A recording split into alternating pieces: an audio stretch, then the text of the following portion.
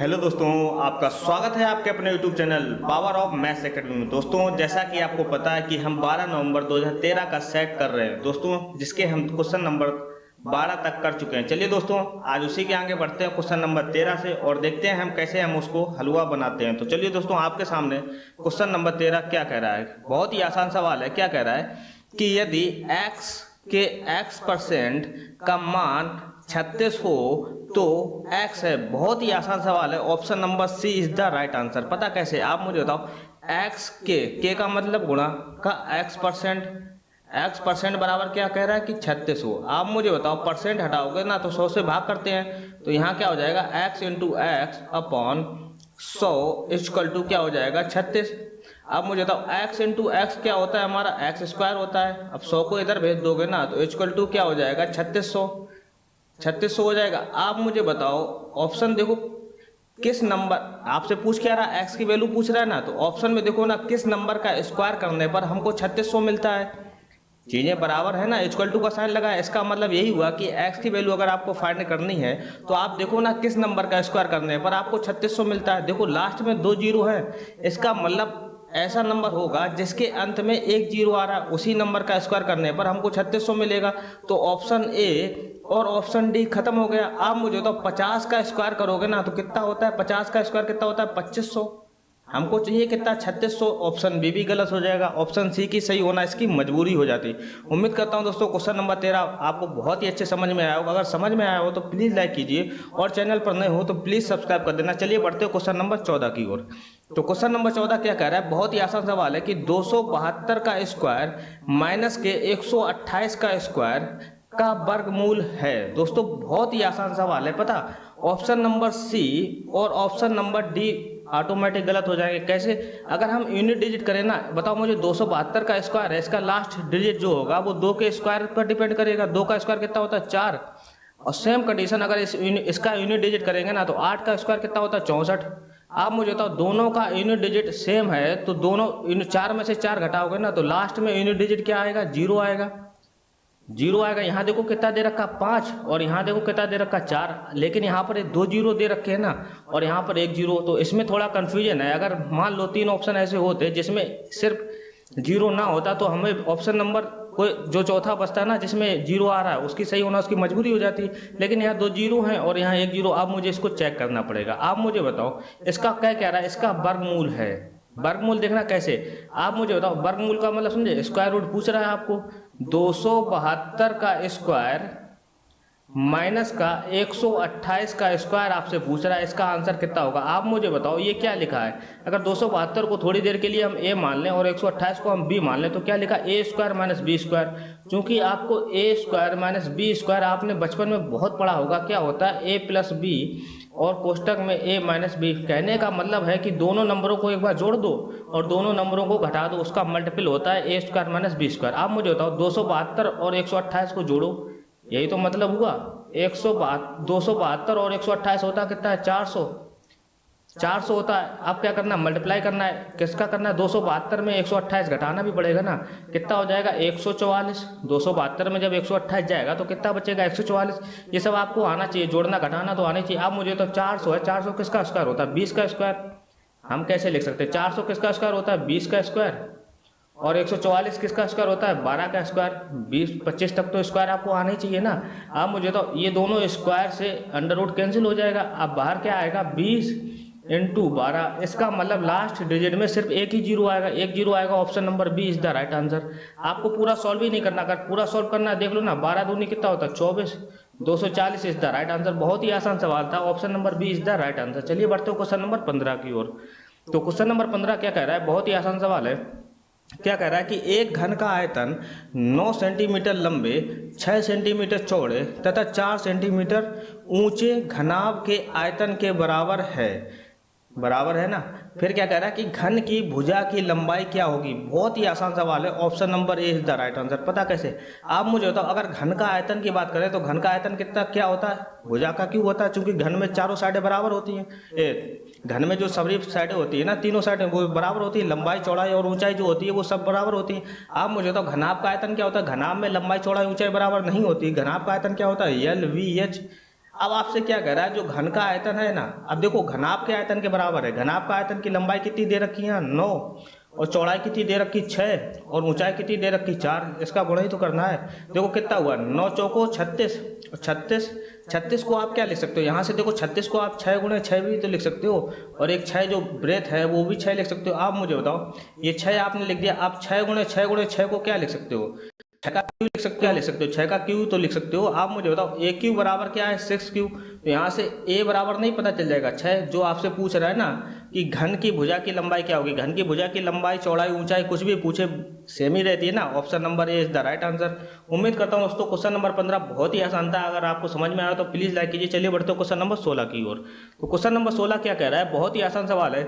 एक खंबे का 1/3 भाग कीचड़ में और 2/5 भाग पानी में तथा 10 मीटर पानी के ऊपर है, तो खंबे की लंबाई क्या होगी। ये देखो भाग दे रखा है ना, मतलब इतना भाग और इतना भाग, लेकिन यहाँ जो 10 मीटर जो पानी के ऊपर दे रखा है ना, ये एब्सोल्यूट वैल्यू दे रखी है। आप मुझे बताओ इससे आप क्या समझ सकते हो। क्या कह रहा है, जैसे यहाँ पर एक कीचड़ भरा है, ये मान लो ये कीचड़ है, इस टाइम में ये कीचड़ है एक प्रकार का, और इसके ऊपर क्या है, ये पानी है, ये पानी है।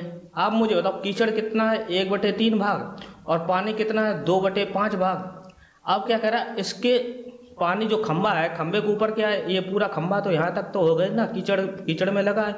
आप क्या कह रहा है कि जो इस खंबे की जो लेंथ बच गई ना पानी से ऊपर वाली वो कितनी है 10 मीटर है। ये चीज पता है। आप मुझे बताओ आपको कैसे पता करना होगा कि खंबे की लंबाई टोटल कितनी होगी। आप मुझे बताओ 2/5 और 1/3 भाग देख लो, कितना भाग हमारा जो है पानी के नीचे है। आप मुझे बताओ 2/5 प्लस 1/3 भाग करोगे ना, तो हमको टोटल भाग मिल जाएगा कितना पानी के नीचे है। आप इसको जोड़ दो ना, जोड़ने के लिए हम 3 का इधर गुणा करेंगे, 5 का इधर करेंगे, और हर वाला का हर में गुणा कर देंगे। 3 दूनी 6, 5 एकम 5 अपॉन 5 तिया 15, मतलब कि 6 5 कितना हुआ 11, 11/15। 11/15 भाग जो है ना वो आपके पानी में है और कीचड़ में है। अब आपको बताना ये है कि आपको एब्सोल्यूट वैल्यू कितनी है 10 मीटर। आप मुझे बताओ क्या मैं ये बोल सकता हूँ कि कितना भाग जो है पानी के ऊपर है। बिल्कुल बोल सकते हो। अगर इस खंबे की लंबाई को मैं 1 मान लेता हूँ पूरा, तो आप मुझे बताओ 1 पूरी लंबाई है। अब 11/15 भाग जो पानी में है, पानी तथा कीचड़ में है, तो आप मुझे बताओ सबसे ऊपर भाग कितना हो जाएगा। एलसीएम ले लो ना, 15 एकम 15 और माइनस 11 जाएगा, कितना बचेगा 4। 4/15 जो भाग होगा ना वो पानी के ऊपर होगा। एक्चुअली 4/15 भाग क्या होगा, टोटल का 4/15 भाग होगा ना, जो हमने टोटल कितना माना हमारा 1। आप मुझे तो 4/15 भाग जो है वो पानी के ऊपर है, लेकिन एब्सोल्यूट वैल्यू में कितना दे रखा 10 मीटर।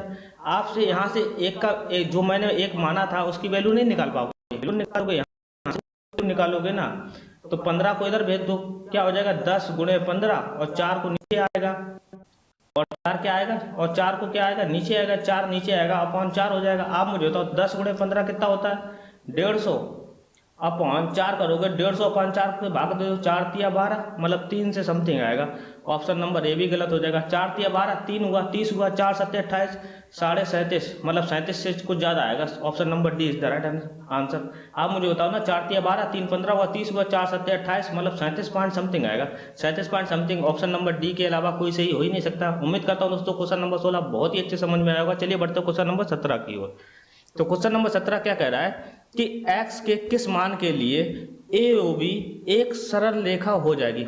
ए ये दे रखा, ए ओ और बी, यहां आपसे पूछ रहा है कि x के किस मान के लिए ये एक सरल रेखा हो जाएगी। सरल रेखा मतलब समझे, ए ओ और बी मतलब ऐसी हो जाएगी। आप मुझे तो सरल रेखा होने के लिए ये टोटल एंगल हमारा कितना होना चाहिए 180 होना चाहिए, क्योंकि स्ट्रेट लाइन का एंगल कितना होता है कहीं भी बनाओगे ना कितना होता है 180 डिग्री होता है। इसका मतलब ये है अगर ये सरल रेखा होगी ना तो इस टोटल एंगल का मान कितना होना चाहिए 180 डिग्री होना चाहिए।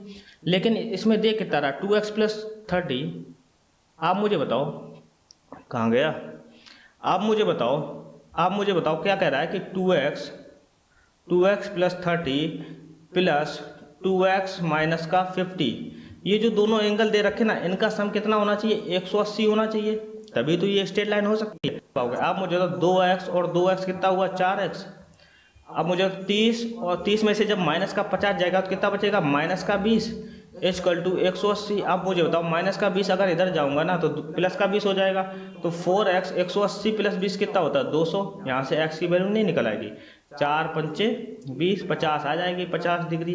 x की वैल्यू कितनी आ गई 50 degree. Option number D is the right answer. उम्मीद करता हूँ दोस्तों क्वेश्चन नंबर 17 बहुत ही अच्छे समझ में आएगा। चलिए दोस्तों बढ़ते क्वेश्चन नंबर 18 की ओर। क्वेश्चन नंबर 18 बहुत ही आसान सवाल है। क्या कह रहा है कि यदि 1/36.18 इक्वल टू 0.0276 हो तो 1/0.003618 का मान होगा। बहुत ही आसान सवाल है।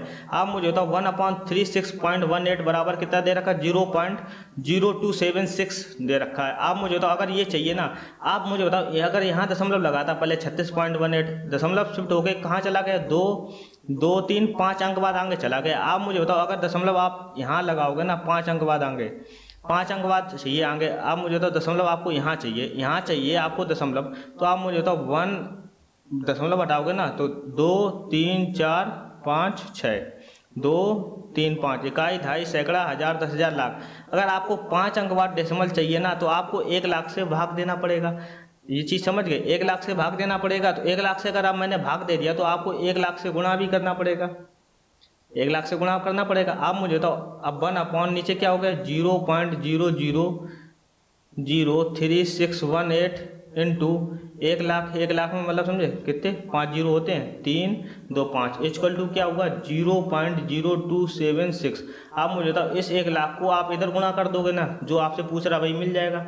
क्या पूछ रहा 1/0.000 क्या पूछ रहा 1/03618 इक्वल टू आप 1 लाख से इधर गुणा करोगे 0.0276 गुणा 1 लाख करोगे ना, 1 लाख से गुणा करोगे। आप मुझे बताओ दशमलव हटाओगे, दशमलव के नीचे 1 आएगा 1 2 3 4 राइट हैंड साइड में 4 डिजिट है 4 जीरो लिख दो। आप मुझे बताओ 4 जीरो से ये 4 जीरो कैंसिल हो जाएंगे। आपका नंबर कितना आया 276 और गुणे 10, 276 गुणे 10 होता कितना 2760। Option number B is the right answer. दोस्तों इस प्रकार के क्वेश्चन ऐसे ही किए जाते हैं, थोड़ा सा लॉजिक लगाओ ना, चीज़ें आपके लिए बहुत ही आसान हो जाएंगी। उम्मीद करता हूं दोस्तों क्वेश्चन नंबर 18 बहुत ही अच्छे समझ में आया होगा। चलिए बढ़ते क्वेश्चन नंबर 19 की ओर।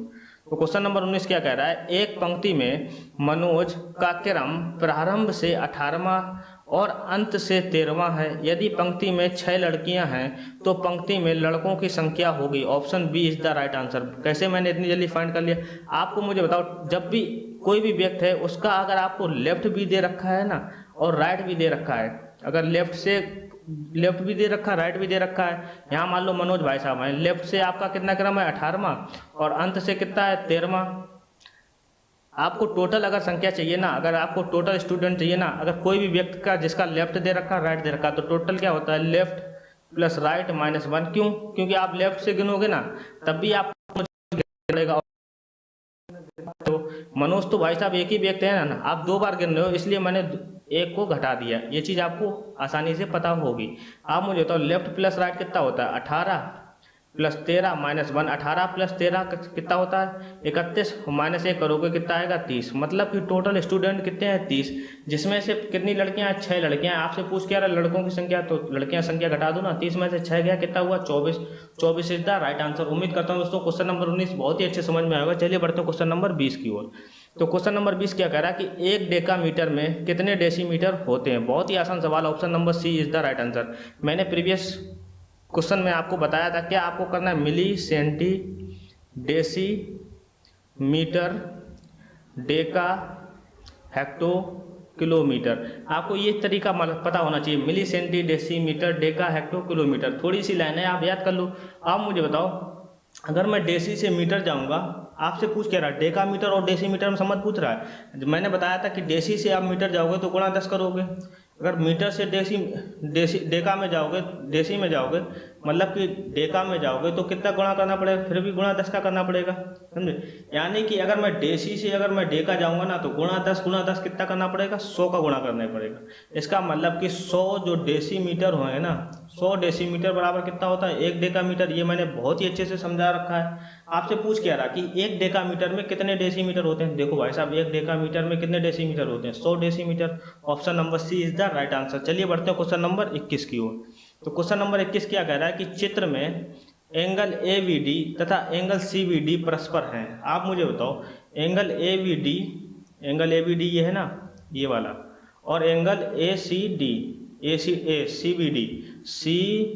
बी डी ये वाला एंगल और एंगल ए बी डी ये वाला एंगल, ये आपस में क्या है। अब बहुत ही आसान सवाल है, option number A is the right answer. आसन कोण क्या होता है, ऐसे कोण जब देखना कोई भी दो एंगल अगर एक वर्टेक्स से जा रहे हैं ना, एक वर्टेक्स से जा रहे हैं मतलब एक शीर्ष से जा रहे हैं, शीर्ष यहाँ देखो क्या है बी है, इस बी से एक एंगल ये भी पास हो रहा है और एक एंगल ये भी पास हो रहा है। हमेशा ध्यान रखना आसन कोण की परिभाषा क्या होती है, जब भी कोई दो कोण एक ही शीर्ष से जा रहे हो और साथ ही में एक उभयनिष्ठ भुजा भी हो, मतलब कि दोनों एंगल में एक कॉमन रेखा होनी चाहिए, उभयनिष्ठ लाइन होनी चाहिए ना। ये देखो उभयनिष्ठ लाइन क्या है बीडी, तो ऐसे कोणों को हम क्या बोलते हैं, आसन्न कोण बोलते हैं। तो उम्मीद करता हूं दोस्तों ये फैक्ट बेस्ड सवाल था, आपको बहुत ही अच्छे समझ में आया होगा। अब आप एक काम कीजिए, आप मुझे बताना कमेंट बॉक्स में कि पूरक कोण क्या होता है, संगत कोण क्या होता है और एकांतर कोण क्या होता है। अगर नहीं आता तो सर्च कीजिए और कमेंट बॉक्स में लिखिए। चलिए बढ़ते क्वेश्चन नंबर 22 की ओर। तो क्वेश्चन नंबर 22 क्या कह रहा है, बहुत ही आसान सवाल है कि यदि एक वृत्त की त्रिज्या को 1 सेंटीमीटर बढ़ा दिया जाए तो नए वृत्त की परिधि तथा उसके व्यास में अनुपात होगा। मान लो कोई वृत्त की त्रिज्या है जिसकी लेंथ हम 1 मान ले रहे हैं, अब क्या कह रहा है, इसको मैं 1 सेंटीमीटर बढ़ा दे रहा हूँ, 1 सेंटीमीटर की त्रिज्या जो होगी वो 2 सेंटीमीटर हो जाएगी। आपसे पूछ क्या रहा है, नए वृत्त की परिधि क्या होती है, 2 सेंटीमीटर हो गई, तो आर की वैल्यू क्या होगी, 2 रखोगे ना, 2 पाई इंटू 2 क्या होता है 4 पाई, अनुपात पूछ रहा ना उसके व्यास का अनुपात। अगर रेडियस 2 है तो व्यास इसका क्या होता है, डबल होता है, 2 दूनी 4। आप मुझे बताओ इसका रेशियो तो निकालना है, रेशियो क्या हो जाएगा पाई रेशियो 1। पाई रेशियो 1 कहाँ दे रखा, option number B is the right answer. बहुत ही आसान सवाल था। चलिए बढ़ते क्वेश्चन नंबर 23 की ओर कि यदि x बराबर 1/2 तो x plus 1 upon 1 plus 1 upon 1 plus 1 upon x का मान होगा। बहुत ही आसान सवाल है। आप मुझे तो x की वैल्यू 1/2 रखोगे यहाँ पर, अगर मैं 1/2 यहाँ रखूंगा ना x की वैल्यू, तो आप मुझे तो 1 में भाग कर रहे हो 1/2 का, कहने का मतलब तो यही तो है, 1/1/2 कर रहे हो। आप मुझे तो ये 2 पलट जाएगा ना, ये 2 पलट कर कहाँ जाएगा 1 पे, कैसे, भाग को जब आप गुणा में कन्वर्ट करते हो तो क्या हो जाता है 2/1, मतलब कि 2/1 आएगा ना। आप मुझे तो 1/1/2 कर रहे हो ना, इस 1 से 1 में 1/2 का भाग कर रहे हो, तो ये 2 ऊपर पहुंच जाएगा, 2 ऊपर पहुंच जाएगा, नीचे क्या बचेगा 1 बचेगा। आप मुझे बताओ 1 प्लस 1/2 कितना हो जाएगा, 2 1 3 ही हो जाएगा ना। यहाँ देखो कितना बचेगा 3, क्योंकि 1 प्लस 2 बचेगा ना, 1/2 पर 2 हो जाएगा, 2 प्लस 1 कितना होगा 3, मतलब कि हर में अगर 3 आ रहा है, आप मुझे तो 3 एकम 3, मतलब 3 प्लस 1 कितना हुआ 4/3 आया। इसकी वैल्यू कितनी आई टोटल 4/3। अब इसको पलटोगे ना तो कितना आएगा 3/4 आएगा। आप मुझे बताओ क्या कह रहा है कि x की वैल्यू x प्लस 3/4 कह रहा है। आप मुझे बताओ x की वैल्यू कितनी है 1/2 प्लस 3/4 कितना आ जाएगा। आप मुझे बताओ एलसीएम कितना आएगा 4, 2 दूनी 4, 2 प्लस 3 कितना हो जाएगा 2 3 5/4। 5/4 कहाँ दे रखा, option number A is the right answer. एक बार मैं फिर से समझा देता हूँ। आप मुझे बताओ यहाँ पर क्या कह रहा है कि 1/x अगर आप ऐसे ना समझ पाओ ना, आप मुझे बताओ यहाँ जैसे मैं कहूँ x बराबर क्या दे रखा 1/2, आप मुझे बताओ यहाँ से मैं कहूँ कि देखो 2 को इधर भेज दो और x को इधर भेज दो, तो 2 बराबर क्या हो जाएगा 1/x, मतलब कि x की वैल्यू क्या 1/x की वैल्यू क्या हो जाएगी 2 हो जाएगी। यहाँ देखो 1/x की वैल्यू आप क्या रख सकते हो 2 रख सकते हो, तो 1 प्लस 2 कितना हो जाएगा 3। आप मुझे तो बचा कितना 1 प्लस 1/3 बचा, 3 एकम 3 है और 1 4/3 आया। यहाँ देखो 1/4/3 आया पूरा, अब 4/3 पलट जाएगा ना तो कितना हो जाएगा 3/4 आ जाएगा। x की वैल्यू कितनी है 1, आपसे बचा कितना x प्लस 3/4। यहाँ देखो x की वैल्यू कितनी आ रही 1/2 है, जो कि ऑप्शन क्वेश्चन में दे रखा ना, 1/2 प्लस 3/4 करोगे ना कितना आएगा 4 एलसीएम हुआ। आप मुझे बताओ 4 एलसीएम हुआ ना, आप क्या करोगे 2 दूनी 4, 2 एकम 2 प्लस 3 2 3 कितना हुआ 5/4। 5/4 कहाँ दे रखा, option number A is the right answer. उम्मीद करता हूँ दोस्तों क्वेश्चन नंबर 23 बहुत ही अच्छे समझ में आएगा। तो चलिए दोस्तों बढ़ते हैं क्वेश्चन नंबर 24 की ओर। क्वेश्चन नंबर 24 क्या कह रहा है, बहुत ही आसान सवाल है। क्या कह रहा है 2/3, 3/5 और 5/8 इस प्रकार के भिन्न दे रखी हैं। आपसे पूछ रहा है कि सबसे बड़ी तथा सबसे छोटी भिन्न का अंतर है। आप मुझे तो बहुत ही छोटी छोटी भिन्न दे रखी ना, तो जब भी आपको छोटी बड़ी चेक करना है तो आप सीधे डिवाइड कीजिए, 3 से काटो, दशमलव लगाओगे ना 20 होगा 3 18, फिर 20 हुआ फिर 3 18 0.6 आया। यहाँ देखो दशमलव लगाओगे 30 हुआ 5 छक्का 30 होता है। यहाँ देखो दशमलव लगाओगे 50 हुआ, 8 छंग 48, 2 बचा ना 20 हो जाएगा। 8 दूनी 16 मतलब 0.66 आप मुझे बताओ सबसे बड़ी संख्या कौन सी होगी, 0.66 होगी। और सबसे छोटी संख्या क्या होगी, 0.6। मतलब कि आपसे क्या कह रहा है, सबसे बड़ी संख्या क्या होगी यहाँ पर 2/3। देखो ना, इसको डोनेट कर रहा है ना, माइनस का सबसे छोटी भिन्न क्या होगी 3/5। इसका अंतर पूछ रहा है। आप मुझे बताओ इसका अंतर कितना हो जाएगा, कर दो ना, 5 दूनी 10, 3 तिरका 9, ऊपर क्या हो जाएगा 10 - 9 और हर का हर में गुणा हो जाता है, 5 तिया 15, 10 में से 9 गया, कितना हुआ 1/15। 1/15 कहाँ दे रखा, option A is the right answer. उम्मीद करता हूँ दोस्तों क्वेश्चन नंबर 24 बहुत ही अच्छे समझ में आएगा। चलिए बढ़ते हैं क्वेश्चन नंबर 25 की ओर। तो क्वेश्चन नंबर 25 क्या कह रहा है कि विभाजन के एक प्रश्न में रवि ने गलती से 3 के स्थान पर 8 से भाग दे दिया और उत्तर 15 प्राप्त हुआ। सही उत्तर होगा, बहुत ही आसान सवाल है, कितना होगा, option number C is the right answer. कैसे, रवि भाई साहब ने क्या किया कि कोई नंबर है यानी इसमें गलती से क्या कर दिया 8 से भाग दे दिया, जो कि उत्तर कितना आया 15।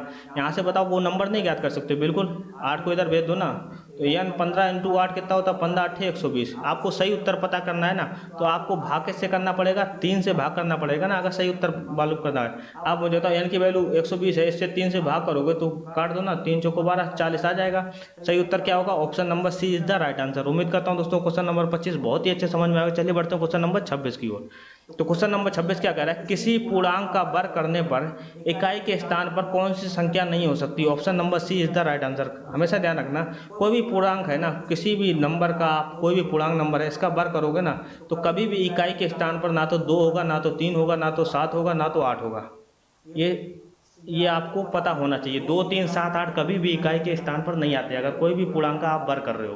अगर आपको नहीं पता ये चीज़ें तब भी आप सॉल्व कर सकते हो। पता आप मुझे बताओ 0 इकाई के स्थान पर आ सकता है ना, जैसे कहूँ 10 का स्क्वायर कितना होता है 100, देखो 0 आ रहा है तो ये तो हो सकता है। 1 भी आ सकता है, 1 कैसे, मतलब 11 का स्क्वायर कितना होता है 121, देखो 1 भी आ गया। 5 भी आ सकता है, जैसे 5 का स्क्वायर करोगे ना कितना हुआ 25, देखो इकाई के स्थान पर 5 आ रहा है, मतलब 3 ऑप्शन आ रहे हैं, तो ऑप्शन नंबर सी ही सही होगा, जो इकाई के स्थान पर नहीं आ सकता है। समझे, ज़्यादा सोचना ही नहीं, अगर आपको नहीं पता तब भी आप ऑप्शन से सहायता लेके सॉल्व कर सकते हो। चलिए बढ़ते हो क्वेश्चन नंबर 27 की ओर।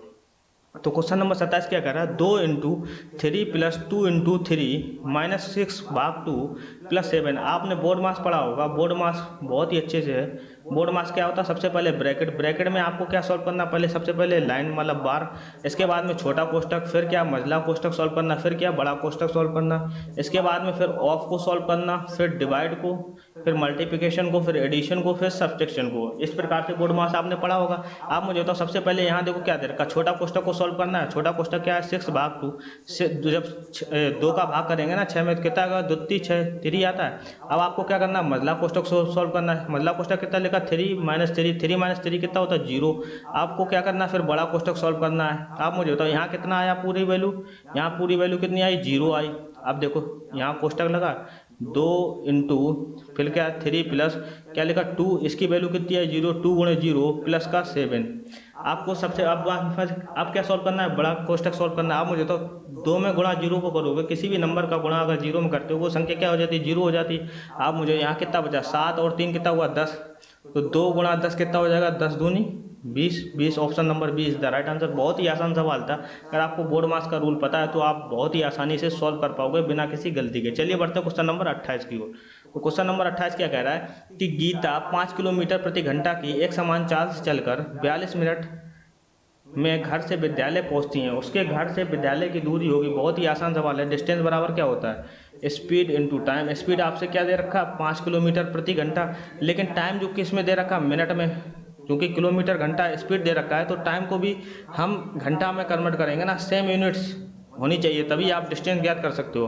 तो 42 मिनट है, इसको अगर आप घंटे में कन्वर्ट करोगे तो 60 से भाग करना पड़ेगा। आप मुझे बताओ काट दो ना, किससे काटोगे 5 से काटो, 5 12 में कितना होता है 12 × 5 = 60 होता है, 12 बचा। यहाँ देखो कि 4 से काटो, 4 से नहीं कटेगा, 3 से काटो, 4 से कट जाएगा, नहीं कटेगा, 6 से कटेगा, 6 दूनी 12, ऊपर कितना होगा 6 × 7 = 42, 6 दूनी 12, 6 × 7 = 42 होता है ना। तो आपका डिस्टेंस कितनी आएगी 7/2। डिस्टेंस 7/2 मतलब 7 का आधा, 7 का आधा होता कितना 3.5 किलोमीटर। 3.5 किलोमीटर कहाँ दे रखा, option number C is the right answer. दोस्तों ये था आज का लास्ट सवाल। उम्मीद करता हूँ दोस्तों इस सेशन के कंप्लीट सवाल हो गए हैं। दोस्तों अगर ये सेशन आपको पसंद आया हो तो प्लीज़ लाइक कीजिए और चैनल पर नए हो तो प्लीज़ सब्सक्राइब कर दीजिए। चलिए दोस्तों मिलते हैं किसी नए प्रीवियस ईयर क्वेश्चन के सेट के साथ, तब तक के लिए दोस्तों जय हिंद दोस्तों।